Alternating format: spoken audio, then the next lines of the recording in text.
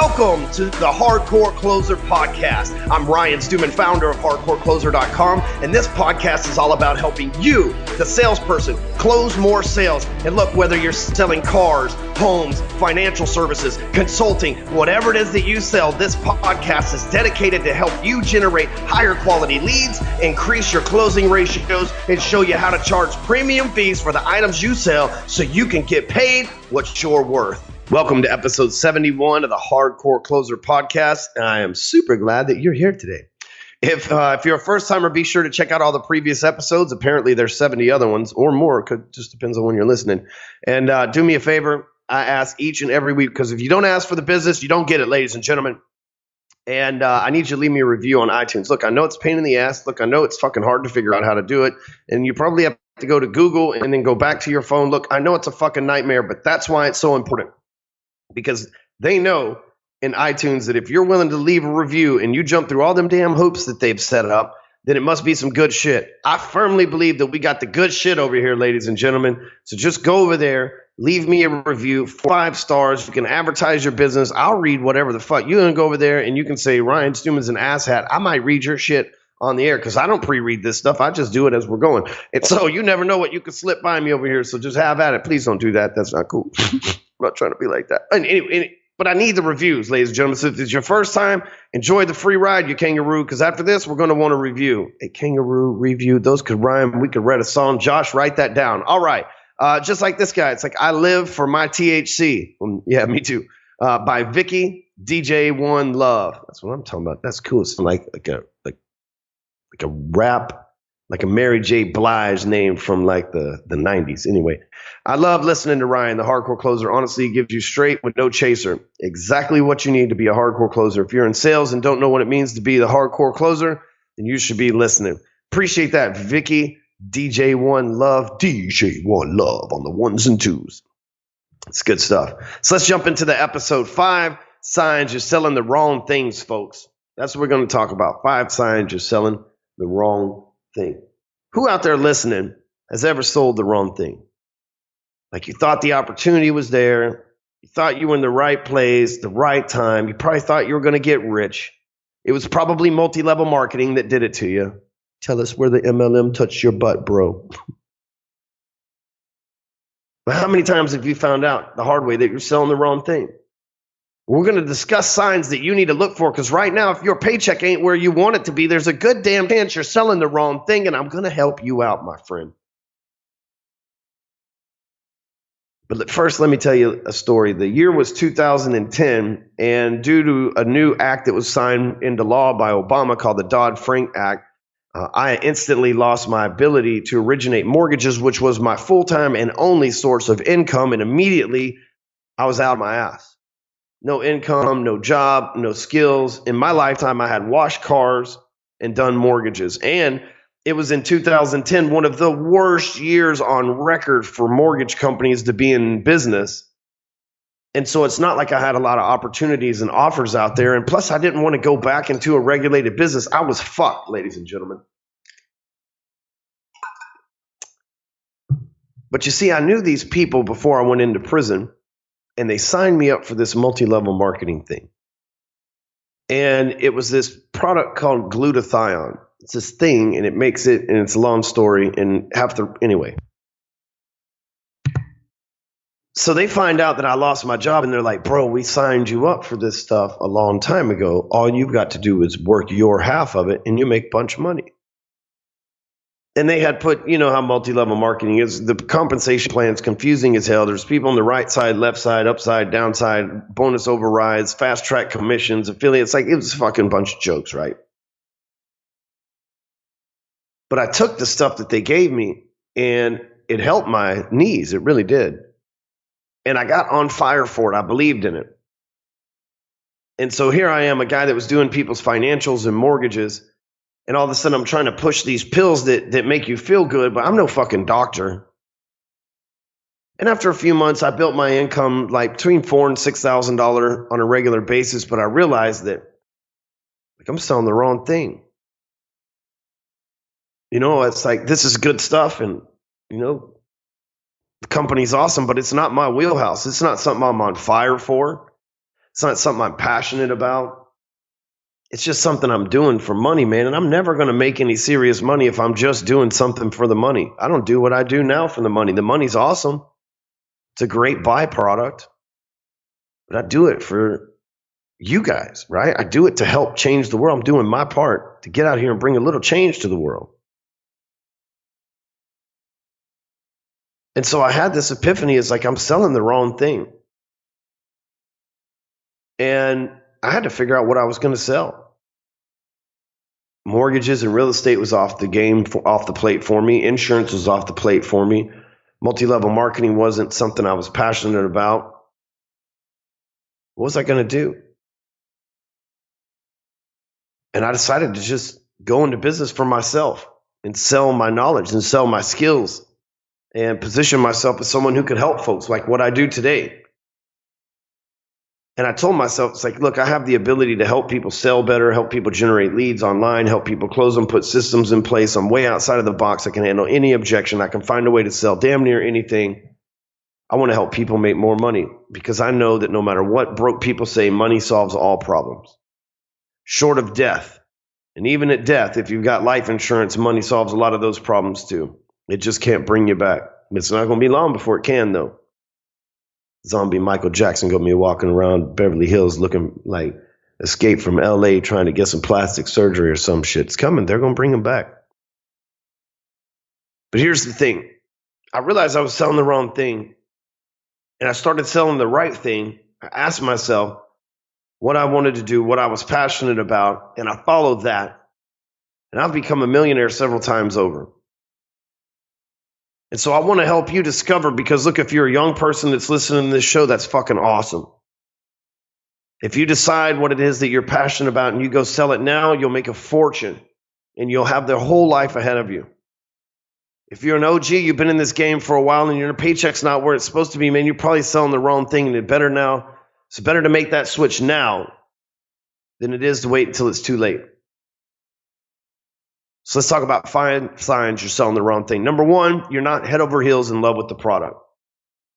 If you don't wake up and go to sleep thinking about the product every single night, you're not in love with it. If you don't eat it, drink it, shit it, consume it, talk about it, think about it, sleep with it, go to work with it, hit the gym with it, whatever it is, if it's not always on your mind, in your pocket, in your hand, in whatever it is that you sell, you probably shouldn't be selling it, right? We're all put here with this like voice in the back of our head that we get passionate about different stuff. Some of you like video games. I fucking hate video games. Some of you are real passionate about them. That doesn't mean video games aren't cool. That doesn't mean that video games aren't awesome. It's just that it's not my thing. I think they're cool and awesome. I just don't get involved with them. But what I'm saying is, if you have a passion for something, right? If you have a passion for surfing and you think about surfing all night and all day, why don't you go sell surfboards? You think, well, there's no money in surfboards. Dude, there's big, huge companies that order thousands of surfboards at a time. Go into the B2B side of the business and make some money there. Elevate your mind, Smokey. Because when you change your mind, you change your life. If you're passionate about farm animals, right? Just move to Mexico, create a donkey show. But seriously, if you're passionate about animals, go to work for a 501c3 that pays good commissions for you to raise money for them. How's somebody going to tell you no when you're on fire for animals? If you're passionate about changing the world, right? Go get a job with somebody who's changing the world. Go become the person changing the world. But if you're not head over heels in love with your product, you're selling the wrong thing. So you're wired here as a salesperson. And more important, you're wired here as a salesperson who's going to do really good selling 1 or 2 things. Your job is to find those 1 or 2 things. The problem is most people settle for the thing that they have right now instead of continuing on the quest for the thing that will last for the entire rest of their career. When I sold Fords, I drove a Ford to work back and forth every single day. When I sold mortgages, I lived in a house. I bought flip houses. I invested in real estate. I've always made sure that I even had, sometimes you have to force yourself to be head over heels in love with the product. But I made sure that if I'm selling something, I'm in love with it. When I did mortgages, I was in love with giving people the keys because I got a big high off of the way that they reacted. I mean, they're extremely happy, right? It's like the biggest decision in their life. And all of a sudden they got a house with their own bed where they can fuck and make kids and fuck and make another kid, right? Because that's what happens. And they get to spend the rest of their time bitching about why they're not fucking and they got all these kids, right? That's what's going to happen. So that's not happening in my life, but I'm saying I know that's the pattern. I keep making kids over here, so you know that's not the habit in my life. But if you're not head over heels in love with your product, you shouldn't be selling it. Which brings us to number 2. If you don't personally use the product, you shouldn't be selling it. Like my buddy Paul that sells like pocket pussies. He's probably got a fucking firm collection of those motherfuckers. You know, all the B2B chicks in the sales talk group that sell dildos, I bet they've got all the best dildos in the world. When I drove a Ford, I sold Fords, I drove a Ford. When I did mortgages, I had a mortgage. When I took the glutathione, right? When I sold it, I took it so that I could encourage other people. I could lead the way, because nothing's worse than a real estate agent that doesn't own their home. No offense, some of you, but you should be offended a little bit that you don't personally use the product you sell. I'm going to let that sink in for a minute. How are you going to get a mortgage from somebody who lives in an apartment? How are you going to get a real estate transaction done from somebody who doesn't own a house? So why would you buy anything from somebody who doesn't personally use the service? Because the best testimonial is you. Because when they ask you questions, and if you have to lie, they're going to see it in your eyes. So if you don't personally use the product and you're not head over heels in love with it, like you're probably selling the wrong thing. Number 3, you hate your prospects. When I got out of federal prison and before I went back into the mortgage business, I watched all the CNBC stuff while I was locked up, and I saw that all these mortgage companies were shutting down, and I thought, well, maybe mortgages aren't for me, and so when I get out, I'll try something else. And there's this company, I think it's like Merrill Hawkins or something like that, and they run ads in Craigslist and Backpage and the wanted sections or whatever, and I fill out the form, and they invite me in there, and they tell me you got to make like 600 cold calls a day, and their B2B work recruiting doctors. And I have an 8th grade education, was fresh out of prison, and I knew I hated doctors, right? And now I've learned to like embrace it, but you know, doctors, I feel like they're always overpriced. Every time as a youngster something would go wrong, you go to the emergency room. Like I got hit in the head with a golf club one time, went to the emergency room, it was like $3,000. So if you go to work and you're like, you would sell cars, for example, and everybody who comes into your work has shit credit and fucking they want a credits application and they want the fucking cheapest car with you know no money down and all this shit, man. And you hate these motherfuckers, right? Because they don't ever buy shit. And then when they do buy shit, they bring back heat. Or if you like work with low credit score mortgage people, or if you sell houses in the poorer parts of town, you have to deal with this shit. If you hate your prospects, man, then that job ain't for you. Good thing is in real estate, if you hate your prospects, you can just change your demographics. You don't like selling to FHA buyers? Fuck it. Start selling to luxury buyers. It's going to be less of them, but you can make the same money or more. But if you hate your prospects, chances are you're selling the wrong thing. Number 4, if you dread going to work. I woke up at 4:45 this morning excited to check my email and see what was up. I just bought an office that's going to run me about $10,000 a month. It's 3,200 square foot overlooking the tollway in Dallas. It's badass. We pimped it out. It's got the studio, so these podcasts are going to get even better. And we're creating a second podcast with like the whole team on it. It's going to be amazing. I don't dread going to work at all. When I did mortgages, I was the first one at work and the last one home every single day. And I was there on Saturdays. I was excited to be there. But if you go to work every day and you dread being there, when I sold cars, I dreaded being there.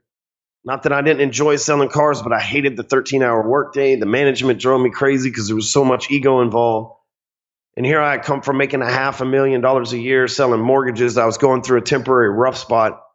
And then these guys that were making 110 grand a year selling cars or whatever just thought they were fucking, they knew everything. And then I didn't know anything because I hadn't been selling cars long. And it was frustrating, and I hated fucking going to work. My work was a 45-minute commute if there was no traffic. It was just overall fuckery. And I knew every day going there, I'm selling the wrong damn thing, man, but I got to get through this so I can get insurance. And I'm going to go do something else. I knew I was selling the wrong thing. Number 5 is a big one. I always say the best for last, right? And in case you haven't noticed, we're like the king of 5 things over here. That's what I do. I'm like 5 things, boom. Like almost all of our podcasts are 5 things. Almost all of our blog posts are either 3 or 7 things. So we're trying to work the low odd numbers because, low energy Robert and I were talking before the show here, and I was like, well, I think people don't want to see a list of 20 things because they're like, this is going to be a long-winded bullshit podcast. But if we can zip you guys in and out of here in 30 minutes or less, you'll continue listening to it. And oftentimes it's about 25 minutes from start to finish. And 5 things just gets us through about that time. Like right now, we're sitting at about 18 minutes into this one. So number 5, you're not making the money that you used to make. Like if you used to sell, so we've all been like victims of greener grass, right? Not me. Every time I get greener grass, I just keep getting higher and higher. Matter of fact, if you got greener grass, holla at your boy. Anyway, but we all truthfully have been victims of greener grass, right? Where you're working at some company making a decent amount of money and somebody lures you away with the green grass. You go over there, you realize that shit was only green in the front and there's a whole dead brown pasture behind it. And then it's kind of like being in love, right? Hear me out on this. Let me go a little weird on you. When we fall in love with somebody, it's hard to fall out of love with them to the point to where when people eventually do fall out of love, they have to fall into hate to be able to counteract the love that they still have for a person. Hence, when you go through a divorce, these people went from 1 week eating each other's ass and fucking into the next week, all of a sudden they hate each other and they're fighting over the kids, right? Many of us listening to it have experienced this time and time again. And so sometimes we're in a relationship where we hate the motherfucker and we're completely miserable with that person and we're fighting with them every single day. But we refuse because we're in love. And that fucking chemical that causes that, we refuse to leave. And side note, thank God I'm not in that situation. But a lot of these times you think, damn, things must be rough for Ryan at home. But I'm thinking of my past relationships, not my present one. And what happens, man, is you fall in love and you commit. And it's hard to quit on something or somebody when you've committed on that level. And we identify ourselves by our name, where we live, what we do for a living, and our family. And so job oftentimes for men, especially, and a lot of you alpha ladies too, but especially for men, comes above because we were the hunters, right? The women were supposed to stay home, take care of the children, keep them safe in the cave, and then cook the food that we went out and hunted. That's how the original ecosystem worked. That's how the divine creator coded us on this planet. We have evolved from that, yes. But we still have these lizard brains that I talk about all the time. So what happens is we get this connection, this love-like connection to our job. And then you don't recognize it as love, but it's a commitment. And that's what love is basically, is a commitment. Right? Like some of you got some ugly ass dogs. Don't get mad at me. I'm just telling you the truth. These motherfuckers look weird. I see them walking around my neighborhood and shit. But for some reason, when you picked that dog up as a puppy, you thought it was cute and you committed to it. Whether it grew up to be this ugly ass dog that stinks, scratching itself all the time, and you can't potty train it and it shits all the time. You got to pick it up in a plastic bag, little poop purse, you know those things? But for some reason, you still know that it licked its ass. You let it lick your face. You just saw it tongue in its balls, and then you get all excited, even dudes, when it licks your face. Because you committed to that dog. We do that with our jobs too. Sometimes you got to realize that dog just licked his balls. And you got to be like, what? I don't want dog balls and dog slobber all over my. And they're like, but dogs' mouths are 98% cleaner than ours. I don't see how, because I've never shoved a turd in my mouth. I don't know what kind of bacteria fighting saliva those dogs got, but I don't know, man. We're fucking going on whose research? We know the internet is full of fake news. Have you guys researched this? Have you taken your saliva versus dog saliva? And who's to say one is cleaner than the other? Maybe we need the extra. Anyway, I'm just not willing to go there on the dog thing. I love dogs. I almost got one Saturday. Y'all gonna love this shit. I pull up to the car dealership and I get this Escalade fully loaded. This thing's like $99,000 sticker price, man. But they're hooking me up to taking care of the Hardcore Closer. Shout out to Massey Cadillac in Garland, Texas. If you need something over there, go see Eric Greenfield, man. That dude, he's the hookup over there. They got me in and out like 30 minutes, $100,000 transaction because I had some negative equity. Do not go to D&M Leasing. Those motherfuckers fucked me over worse than any car deal ever. That's what I get for being nice to the salesperson. Don't go to those motherfuckers. Fuck them. But you can go over to Massey Cadillac. They fixed D&M Leasing's wrong. The thing is, I go over there and I get this, and they got a SPCA van out front with the cutest dogs on the planet. These motherfuckers are savages, y'all. They trying to sell $100,000 cars and give away puppies. It's some fucking savage shit. And they're out front, and then they're like ladies giving away the dogs. They're like, you want one? Oh, they cute. You want one, don't you? Because it's the country. And that's not the country. I'm just being funny. They were definitely country bumpkins. And my kid, Asher, he still hates me now because I didn't get him a dog. And the puppies were cute, but they didn't know what they were. I'm like, hey, what kind of puppies are these? Oh, no. Mama was a boxer, got pregnant. Then Travis went in there a couple minutes later. He's like, hey, what kind of puppies are these? They're like, I don't know. Mama was a husky. I'm like, we don't know what the fuck these things are, right? But back to the story. They're out there at the car dealership giving away puppies and fucking selling Cadillacs, man. Like, it's some crazy shit. People's kids. People were coming in there and leaving in a new car with a puppy. I shit you not, savage fucks. I shit you not. Anyway, back to the story here. And shout out again to Massey Cadillac on LBJ Freeway in Garland. They did a great job with me. The vehicle I got, there's no better Cadillac on the planet, man. There's everything that you could possibly. I got the short version. I didn't get the ESV. But every option you could possibly get, they call this thing, I think, the White Diamond. It's like Platinum Edition, dude. It's like suede ceilings and shit. I feel like motherfucking Pimp from Chicago. I need to get me one of them. What are them Pimp cups called, man? The big old like trowel or whatever the fuck they are. Like, I need me a chalice. That's it.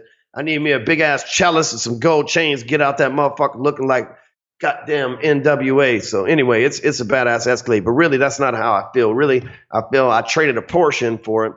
And I feel like the suburbs are getting to me, y'all. I used to live in a penthouse and have a Porsche and a Maserati. Now I live in the suburbs. I got an Escalade and a pickup truck.